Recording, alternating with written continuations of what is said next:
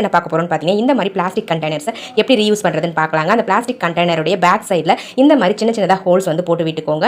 இந்த மாதிரி ஹோல்ஸ் போட்டு முடிச்ச பிறகு இந்த பாக்ஸுடைய ஒரு சைடில் மட்டும் நீங்கள் ஒரு 2 ஹோல்ஸ் போடணுங்க. பாருங்கள், இந்த அளவுக்கு கொஞ்சம் பெருசாகவே ஹோல்ஸ் வந்து போட்டு எடுத்துக்கோங்க. இப்போ நம்ம சைடில் வந்து பார்த்தீங்கன்னா 2 ஹோல்ஸ் போட்டு எடுத்துக்கலாம். இந்த 2 ஹோல்ஸில் இன்செர்ட் பண்ணுறதுக்காக நான் வந்து ஒரு கனமான கயிறு எடுத்துருக்கேங்க. அந்த கயிறை இந்த ஹோல்ஸ் வழியாக இன்செர்ட் பண்ணி வெளிப்பக்கமாக எடுத்து விட்டு நீங்கள் நாட் போட்டு விட்டுக்கோங்க. கொஞ்சம் எக்ஸ்ட்ரா கயிறை வந்து விட்டுட்டு அதுக்கப்புறம் நாட் போட்டுக்கோங்க. பாருங்கள், இந்த மாதிரி உங்களுக்கு நாட் போட்டு எக்ஸ்ட்ரா கயிறு வெளியே இருக்கணும். ஸோ இந்த கயிறை யூஸ் பண்ணி நம்ம இந்த பாக்ஸை அழகாக வந்து இந்த மாதிரி டேப்ல வந்து கட்டி விட்டுடலாங்க. இந்த மாதிரி கட்டி விட்டுட்டோம் அப்படின்னா நம்மளுக்கு இது ஒரு சூப்பரான ஆர்கனைசராக மாறிடுங்க. பாருங்கள், இந்த மாதிரி நம்ம வெஜிடபிள்ஸ்லாம் கட் பண்ண தண்ணியை வந்து அப்படியே சிங்கில் ஊற்றணும் அப்படின்னா சிங்கில் வந்து அடைச்சிக்கும். ஸோ இந்த ஆர்கனைசர் யூஸ் பண்ணோம் அப்படின்னா தண்ணி ஃபுல்லாகவே வந்து ட்ரைன் ஆகி கீழே போயிடும். இதில் இருக்கக்கூடிய குப்பைகளை நம்ம எடுத்து டஸ்ட்பினில் போட்டுடலாங்க. ரொம்பவே கம்ஃபர்டபுளாக இருக்கும் யூஸ் பண்ணுறதுக்கு. தேவைப்படுறவங்க ட்ரை பண்ணி பாருங்கள். நம்ம வேஸ்ட்டாக தூக்கி போடக்கூடிய ஒரே ஒரு பிளாஸ்டிக் பாக்ஸை யூஸ் பண்ணி ஒரு சூப்பரான கிச்சன் ஆர்கனைசர் ரெடி பண்ணியாச்சு. தேவைப்படுறவங்க ட்ரை பண்ணி